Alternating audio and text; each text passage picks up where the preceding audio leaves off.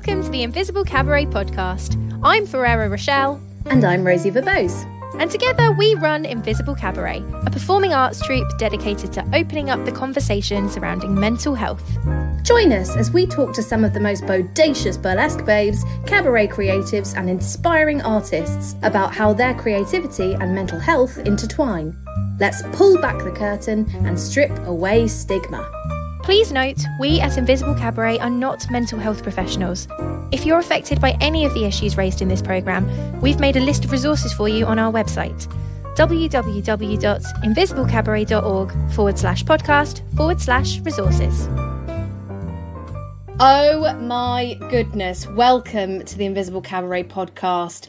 Bursting with excitement for this new season. Feels very, very official to say new season, doesn't it, Ferrera Rochelle? It does. It's not that official, but it feels it. It feels official. No, I like it. I'm stepping into it, man. We're going to get straight to the point because too excited to contain ourselves. We are joined by queerlesque sensation, artist, theatre maker, creative, nebulous entity, the wonderful RUBYYY JONES. What an intro. It's everything I am encompassed in a few sentences. Amazing. We are beyond delighted that you're here. From the very beginning of this odd little communication journey that we've had of me buying your boots online and then and onwards. Are those my boots? Oh yeah, I sold her those boots. Yeah, babe. And they are cherished boots. Cherished. Love it. So how are you doing? Thank you for joining us from Canada. Yeah, you're welcome. As I said, I'm so happy to be here. Thank you for having me. Thank you for asking me. And I love what you are all doing there with Invisible Cabaret and beyond. So applause. That's my applause. We'll put that in later. Lovely. Yeah, cool. Thank you. Yeah, get the soundboard fired up. So yeah, I'm talking to you from Canada. I'm talking to you from Paris, Ontario. Ooh. Which is the other Paris. Sure. Which I really want to start the other Paris Burlesque Festival, and that's what I'll actually call it for sure. Please. As well. Oh, what a name. What a name. So good, right? Yes. Yeah. So good. But yeah, I'm here because I moved here. I moved back to Canada like, oh my God, I don't even know now because it was the end of November, and it's honestly been like wild, wonderful roller coaster ever since. But specifically, this echoey sound, listeners, I'm speaking to you from my very own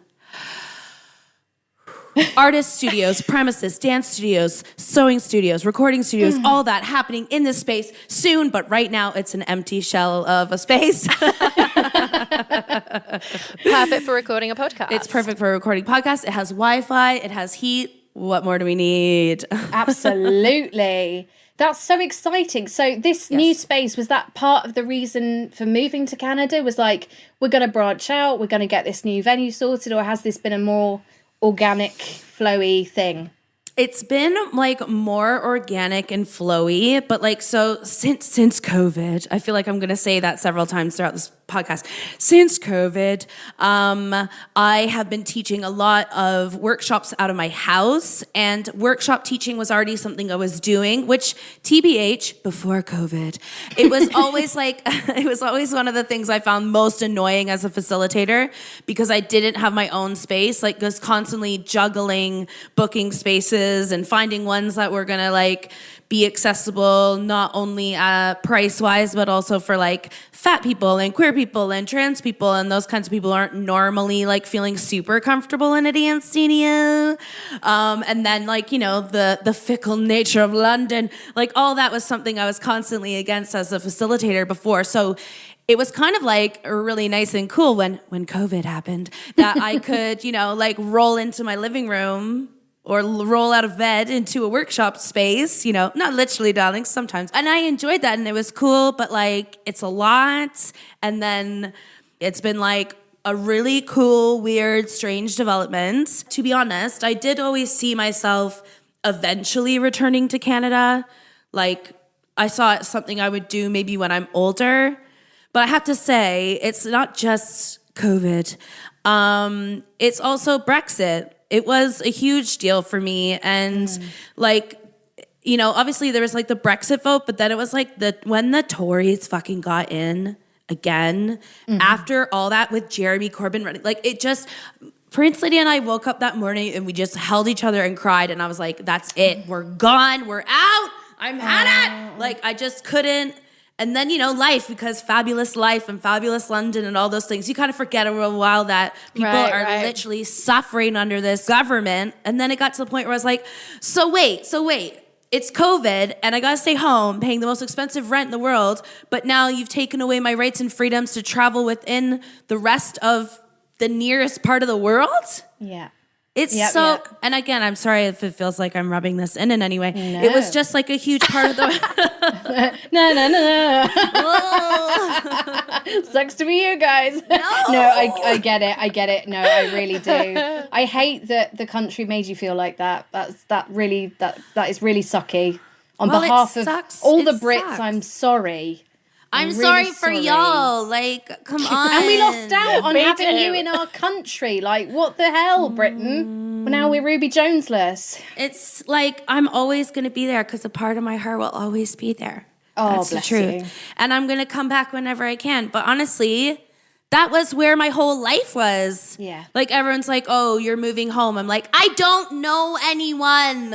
I don't have anything. I have my whole life here. I may be moving to a place that I'm slightly familiar with, but I am not moving home. This is my home. Yeah. This is where my whole adult life has been. This is where I've understood myself and built my career and, you know, just done so many things. And now I'm going back to a place that feels like a part of my past, you know? It's so complicated.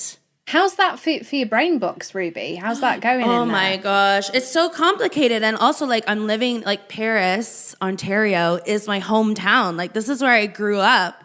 And it's like everywhere I go is just a reminder of something I hadn't thought about for a good 15 years. Cool. And it's fucking hard. It's so hard. It's so hard. But I already thought of a show. I'm making art to survive, as I always do. Yeah. Has that been your way kind of from the get-go, Ruby? Have you always been the sort of artsy, this is what my brain needs, this is what my heart needs person? Yeah, definitely. Really like artsy, always really craftsy, always like knew I wanted to be a performer. Like I can remember like being 6 years old and going, okay, yep, this is it. That's like it. Having that clarity, but also just knowing like, I don't know, feeling like I always had lots to express. And I'm sure everybody feels that way, but all people used to tell me all the time how I was too sensitive or so sensitive or dramatic, you know, those favorite terms. And so I got the sense I was a little baby feeling a bit more than, and not more than others, just, but in a more big way. Yeah, that makes total sense. So, but I feel like without being in the UK, I could have never understood the complexities and possibilities for art and expression. You know, I love Canada, but it's so boring. And I love North America, but in a lot of ways, it's just so binary and so stuck and so fresh that it's can't smell its own BO. Like, I really like miss already like the kind of edgy, arty European vibes. Oh. There's like a thing in the UK where when I first moved there, I just felt like, I really like how nobody's pretending like they want to go to work or like it's going to be a good day. Like everyone's literally like kind of fuming like a little bit. And I actually really appreciated that because there's like a real repressedness to North America that comes out in lots of ways. And like some of that's like toxic positivity. Some of that, it's like they're incredibly binary in a lot of ways. There's this like weird North American fascination with like, you know, and when we think of America, especially like we think of like, kind of like babes in bikinis and like that kind of stuff. But like that's as much about the body that they want to know. Like they are okay with the outside. And not that I'm not one of them. We are like sometimes more uncomfortable with the outside and talking about the perfectness of that or the function of that. But like talk about, you know, your IBS and someone's like, whoa. Right. Too much disgusting information actually. Let's Let's talk about, I don't know what. Something else. Something dull. Yeah. Dull and safe. Yeah, we don't like that. But what's the point? Like, we're all dealing with these complex inner lives. It's still something that I have to rein myself back from sometimes, because even now, just asking you, Ruby, like, what's it like in your brain box? That's what I really want to know. We've all got one. We all struggle with stuff in there. But there's still part of me that's like, don't ask that. I'm like, I'm on a podcast. I have to. But I feel like it's really interesting that you're saying that you kind of clocked in straight away to like the seething underbelly of British people, because I feel like when I think of British people, I think of very stiff upper lip, wouldn't dare tell anybody about anything that's going on in our lives. Gosh, no. I feel like it's not like people were saying anything, but it's just a kind of vibe. And it's even like not feeling like, oh, your face. And like also part of this is definitely like my perception as a young neurodivergent person, like kind of categorizing, you know? So people to me looking like they don't feel like they need to put it on their face, like, I'm going to have a great day. To me was like, and this is like same, similar, but different in that there's a thing where I felt like really inspired because I thought, oh, people who aren't skinny here and who aren't conventionally good looking are allowed to have style. I guess it feels like in North America, it's like if you're not thin and beautiful, just don't even fucking bother. Oh God, like wear a sack and be done with it type thing. Yeah, whereas I felt like in Europe, there's a kind of thing like, well, actually, yeah, beauty is important to us. We can't lie. Like everybody in every culture cares about beauty and has some sort of weird beauty standards. But it's so to such a degree in North America that it feels like, well, yeah, again, if you're not this, like don't bother. And if you aren't any of those things, don't even consider standing out.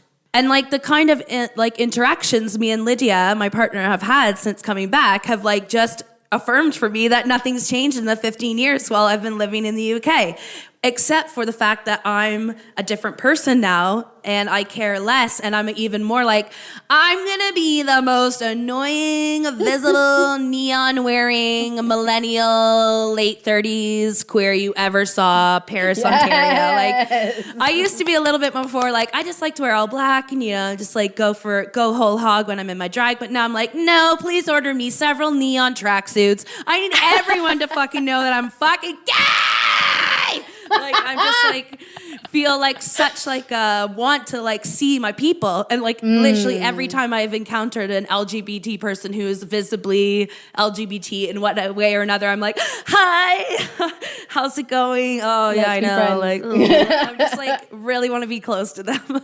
I feel like that want to be listened to and like I'm here really comes through in your performance style.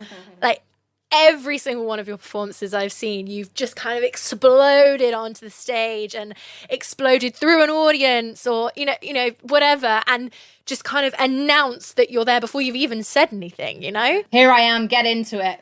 Love that. Get into it.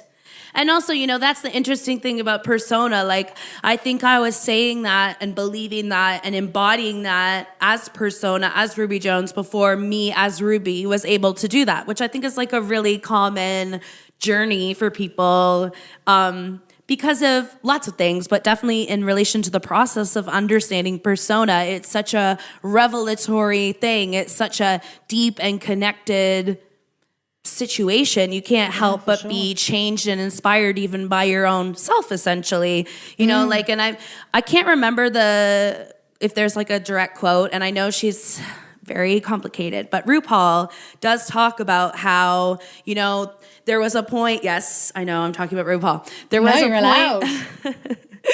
was a point where they realized that they are RuPaul. That they had this thing where it was so separate for a while in their mind. And indeed, there is a separation. And indeed, there is a difference between RuPaul and RuPaul Charles, or Ruby Jones and Ruby.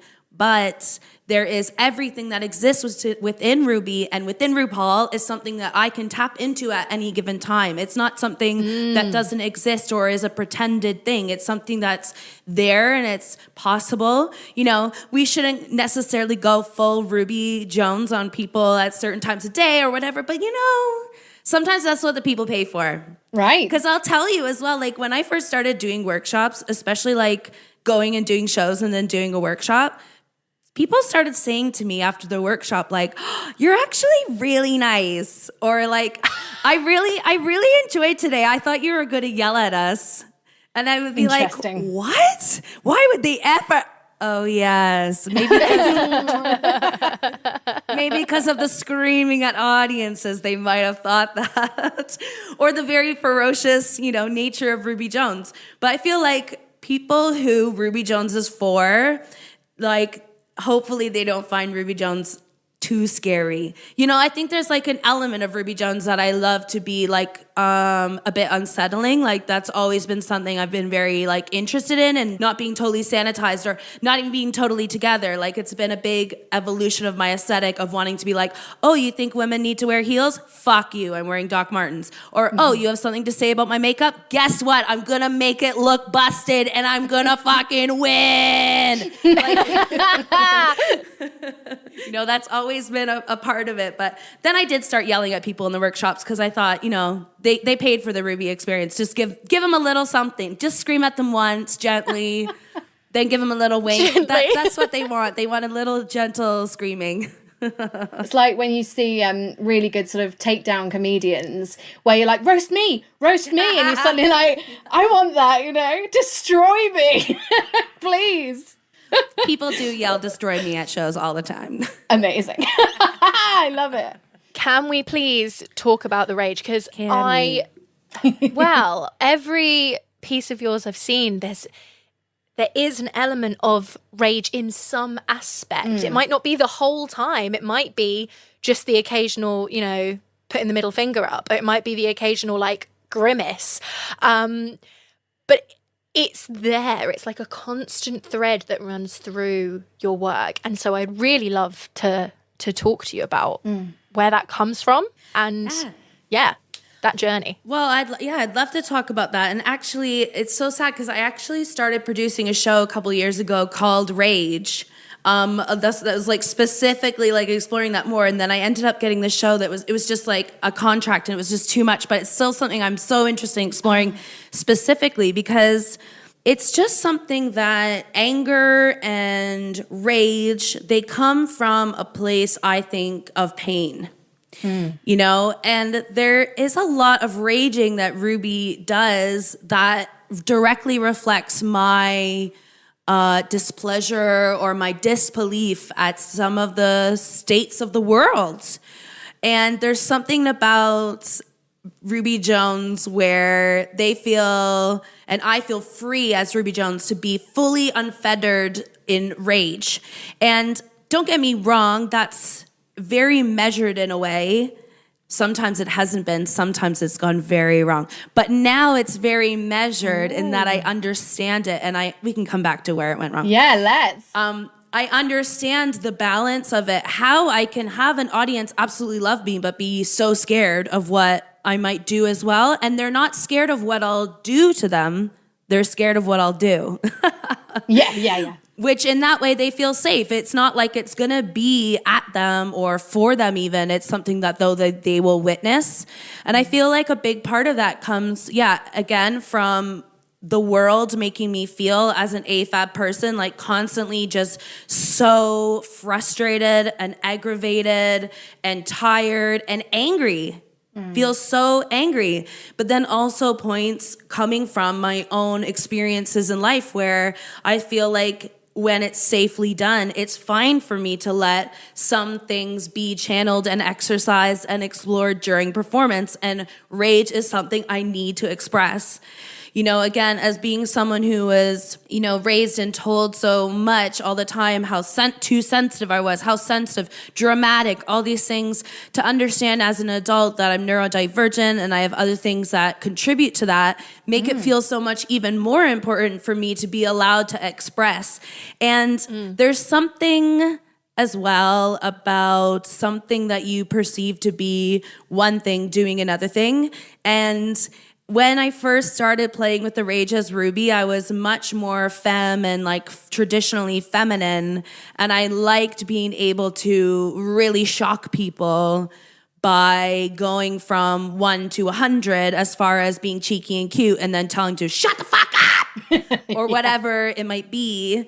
And even though I still think I maintain that, because I do think Ruby Jones is very beautiful. I know she's kind of scary looking and clowny looking, but I do paint her and choose things for her to actually be like really glamorous and really beautiful in a lot of ways. So even though I'm not maybe as conventionally glamorous or beautiful, I still think that contrast is there, but it also feels like the more I'm dressed up, the further I can go in that rage.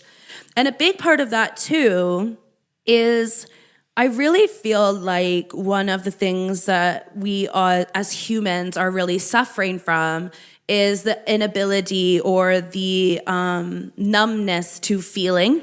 Right. We're all in one way or another trying to do things to avoid feeling things. And I think that's why COVID has been so interesting for people, because people literally could not avoid it anymore. You know, like with Black Lives Matter, like we've all been raging at various levels for years, but then guess what? When George Floyd was murdered, we all had to sit with the fucking feelings of that and feel our feelings, because we weren't rushing around thinking about what we were going to get at Pret. There was nothing. There was nothing nowhere else for us to go. That's exactly right. And that's what I also try to, you know, harness that possibility when people are in a performance space and they're open to feeling stuff. I'm like, hey, how about anything then? How about anything? If you feel shocked, if you feel disgusted, if you feel whatever, like I'm kind of game for it as long as I feel like it's a consensual process. Right. And the rage is something I think that people really, really struggle with feeling and really, really struggle with expressing, even if they do feel it. And so there's a kind of permission that comes through with someone's doing it and doing it kind of shamelessly, and then doing it shamelessly while wearing a wig on stage, like at the RVT on a Tuesday night. Like it's a totally different thing, and it makes you think about that in a different way, I think, or at least that's my intention. I would say like the rage of Ruby Jones and how it actually started wasn't nearly as like conceptual or as conscious. And a big part of that came from, so I had a show called Save Ruby Jones, or the Ruby Jones Review. And that actually started at like a football pub in Finsbury Park. Amazing. And yes. So this was like back when with the Family Fierce with 3 Ys, the original Family Fierce collective was essentially like starting and forming. And we were all rough as fuck.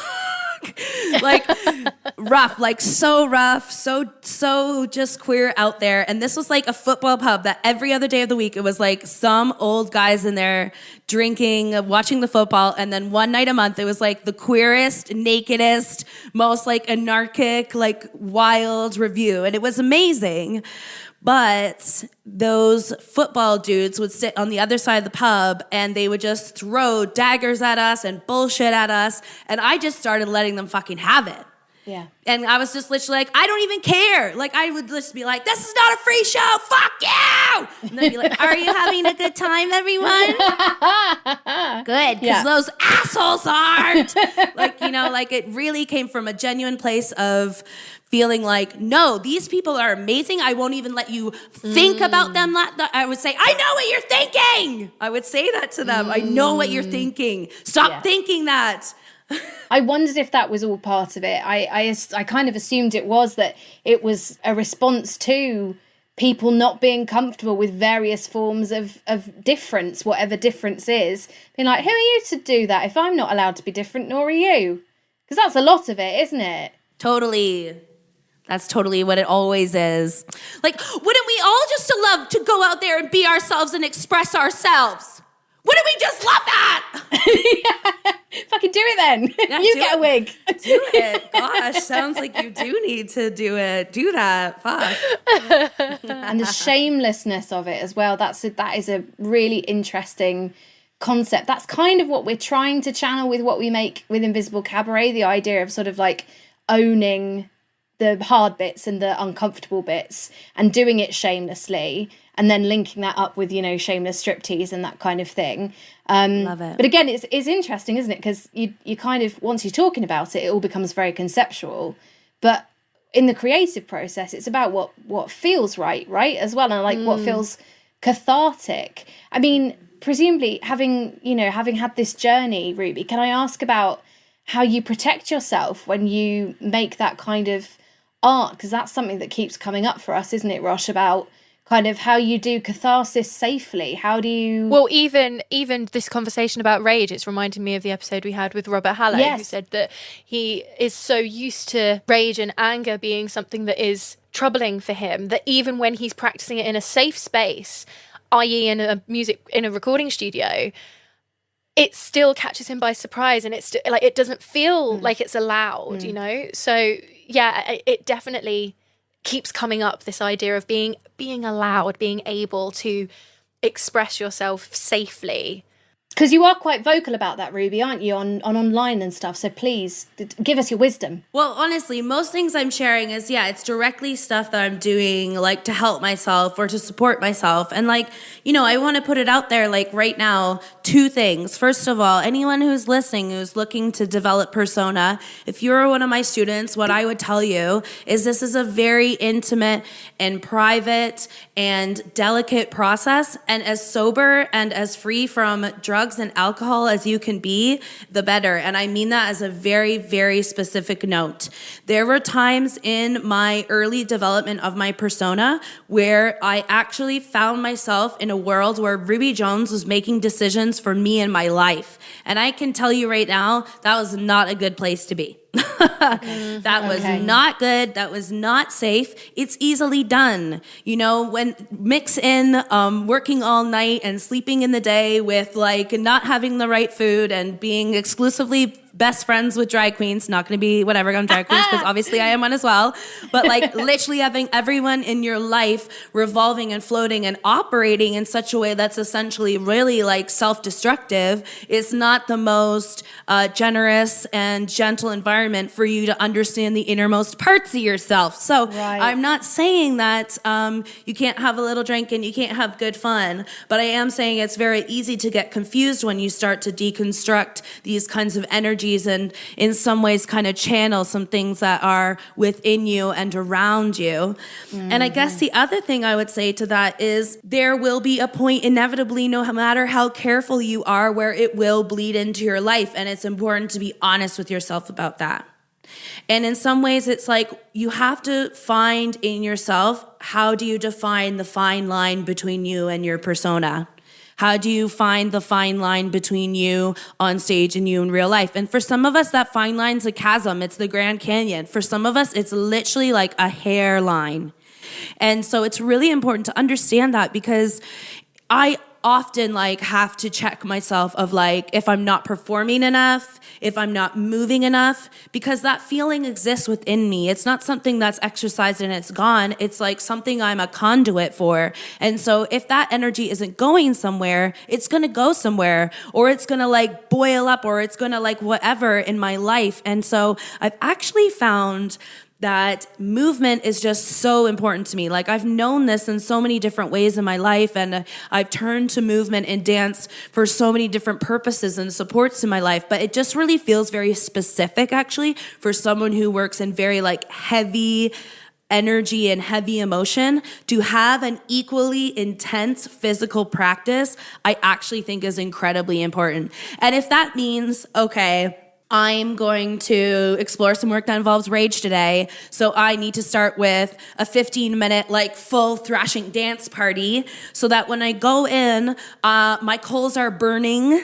They're ready to, do it, but they're not going to scorch. They're not going to burn the food. They're going to do what they need to do, warm it up, get it cooked nice, just how we like, as opposed to letting it kind of burn you up, because it's so easy to let anger burn you up. Because again, I do think it comes from a place of being deeply hurt.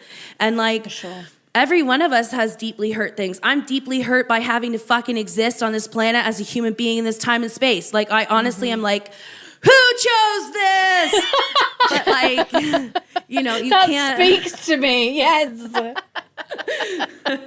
In a way, you can't live life like that, Like, it just means you won't be able to do it, and it will be extra miserable. Because, like, in that some ways, I feel very positive. I feel like life is beautiful. People are beautiful. Like, magical things happen. And the world is fucking disgusting, and it's horrible here, and I hate it.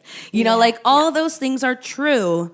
All those things are true. And so I think find like what is the core of the stuff you're working on. Is it rage? Is it grief? Is it trauma? And then you have to like give yourself like the opposite support for that. You know, if you're working on work that's all about trauma, you better schedule like 10 minutes to 1 hour of like, I don't know, cuddling time after your session, or something that's gonna be the antithesis of the energies that you're working within. Like, I guess if you're doing, and I would honestly say the same, if you're doing some like happy-go-lucky, like kid show, kid whatever, la la la, I would be like, all right, watch some dark stuff. Keep your darkness attuned, because that's the way that that other light, quirky stuff can stay faceted and complex and wonderful.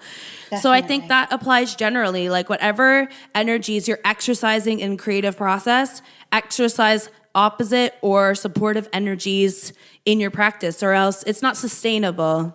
That's the word of the day. Sustainable feels like a word I'm using a lot more lately. I tell you what, it's a buzzword, because we are getting burnt out, especially with the ongoing stuff from this year and COVID and all the rest of it. Yeah, like sustainability is not necessarily something that we're used to. We're used to peaks and troughs. Sustainable's hard. That's the hard shit. Oh my God. Honestly, I'm excited for when that conversation actually happens of like, yo, it's hard. You aren't going to have all the things you want. Like, who doesn't love ordering something on Amazon, having it the next day? Guess what? If we're actually talking about sustainable, it's a whole other world, baby. Right. Mm-hmm. But, you know, we should think about our lives as being sustainable and our energies as being sustainable, and we don't. We're like, go, go, go, create, produce, rest, eat, exercise, go, do the thing, go, go, go. Like, it's everywhere. Yeah, for sure. You sound like you've learnt this the hard way, Ruby, all of this. Who hasn't? Who learns things the easy way? Well, true. Good point. Good point. Especially with mental health. Anything that's, any wisdom is pretty hard won, isn't it? It's kind of a weird thing, but like, I think I always had some sort of rage within me, because basically I was a twin, and my twin died in the womb a few weeks before I was born. And I've literally carried for so much of my life, like, guilt and rage and not enoughness about that. I think it took me like a good 21 years to even realize that I even had feelings like that, or more. Even though I always felt super connected to them, I didn't realize like a lot of those feelings came from feeling like I wasn't worthy, and why was it me? Why did I have to stay here? I don't even want to be here. But I didn't realize I didn't want to be there because I was essentially like born into trauma and born a little bit traumatized. And then, you know, life is traumatic. Like if you don't have mental health issues, I think you're not paying attention to the world. I totally get that. What's a statement? Yeah. Put it on a GIF. RUBYYY Jones said this. Get it on a t-shirt. Get some merch going. I can see RUBYYY Jones saying this on stage. If you don't have mental health problems, you're not paying attention. That was impeccable, Rosh. I've watched a lot of RUBYYY Jones. You've given some really interesting and wise insights there about how to work with persona. So from a like actual just as a human perspective, apart from movement as part of your work, what would you say, Ruby, are the things that sustain your mental health the most? What really stops you from going all the way into the black pit of yuck, it's horrible to be here, and keeps you sort of like life's quite nice sometimes? I would say that there's a few things in that I did realize like a good little while ago, like if I'm gonna be happy in life, a big part of that has to be being happy with myself, being happy in my own company, being happy with my own opinion, being happy receiving orgasms from myself, whatever it might be, these like different levels of personal development where I like people and I like having people around. I love my partner. I love being in a partnership. But I know ultimately that if it was just down to me, myself, and I, like we would be able to do it. Right. We would be making, you know, little shows in the woods to ourselves, because that's how I've always been in my core, like my inner child kind of way. One of my best friends remembers meeting me on the playground. I'd built out of snow a replica of the Star Trek like main captain's area, and I was just acting out episodes to myself. And she was like, I remember thinking, this kid's so cool. And I was oh my goodness. You're the only one who thought that. So I always liked my own company. And I guess, again, that comes from maybe as like that twinless twin energy of always feeling like I was supposed to have that and I didn't, but then maybe they're with me. And so we're together and alone time is us together, you know, like how child brains work. I think that could have been a thing. But also, you know, I love my cats. I love my partner. I love drag. I love art.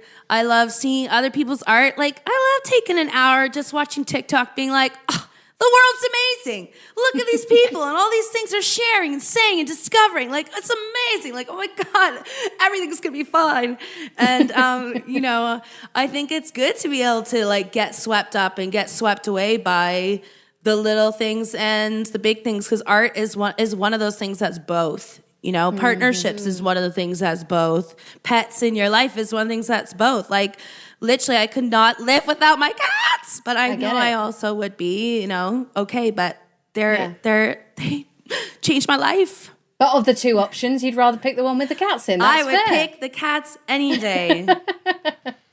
That's fair. So populating your life with stuff you love. I love that. I love that. And I think it's really interesting what you were saying about finding comfort and solace in your own company, because I, as an extrovert, I have always just assumed that being alone was not for me. Like, any time I find myself being alone, I begin to panic, and it's like a self-fulfilling prophecy. I'm like, oh, okay, well, I'm on my own now and I hate being on my own, so I've got to start panicking until I can start talking to people again. And obviously COVID has meant that I'm on my own quite a bit, or I'm not working, or I'm, you know, my housemates are out doing things, and I'm, you know, just in bed feeling sorry for myself.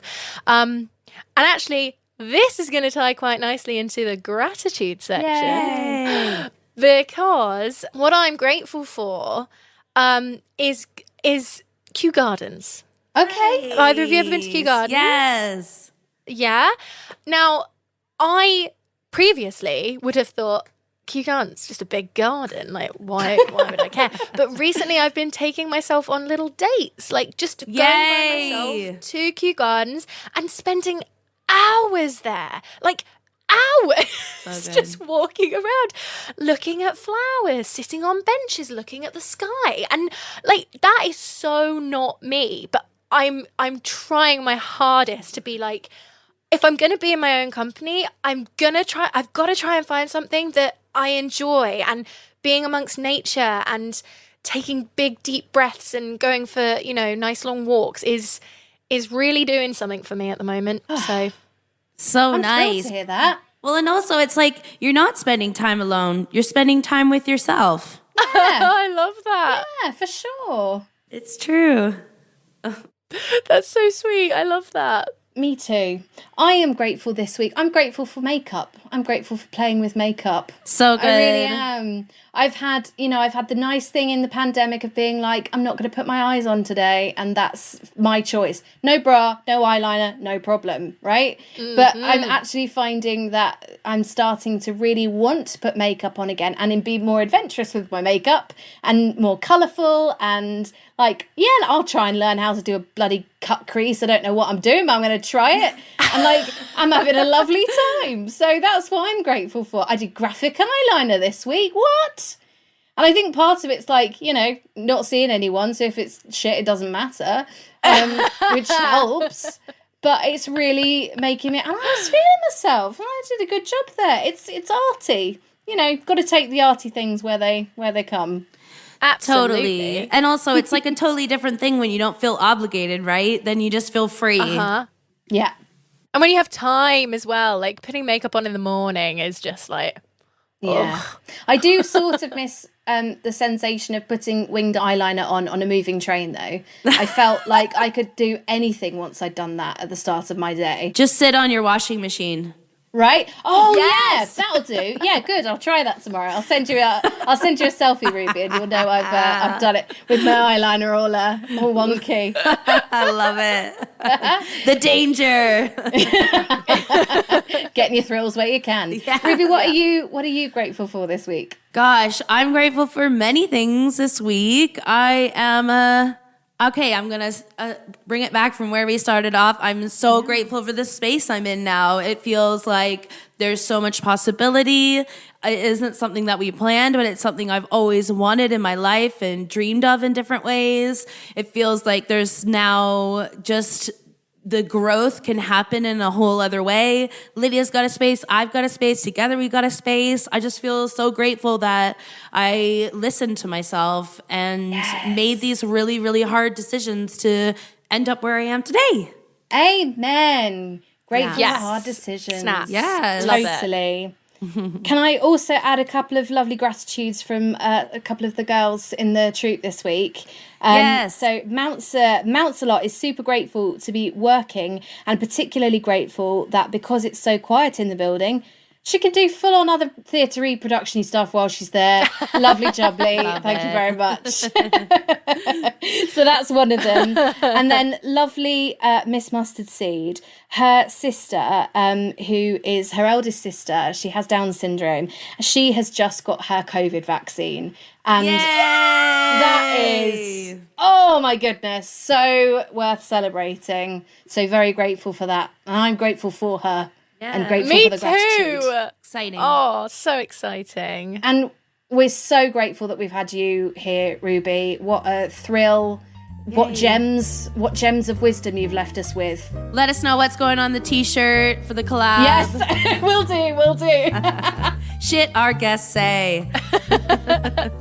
Ruby, is there anything coming up, or obviously you're always so busy with your different sort of creative outlets, but is there anything in particular you want to flag up for people? Yes, please come check out all the various things that I offer. Several weekly classes and a bunch of pop-up periodic spaces available for online choreography, movement, direction, life-altering experiences of all kinds. Thank you so much, Ruby. No, honestly, it's been a pleasure. Thank you. We're so grateful, and we look forward to keeping up with your Canadian exploits. Stay tuned, motherfuckers. We will. Thank you to our listeners for joining us. It's been a pleasure speaking to you all. As always, we will be back in 2 weeks' time with another fantastic guest. Until then, be safe, be well, be kind to yourself. Lots of love from us to you. Mwah. Bye. Bye-bye. Bye.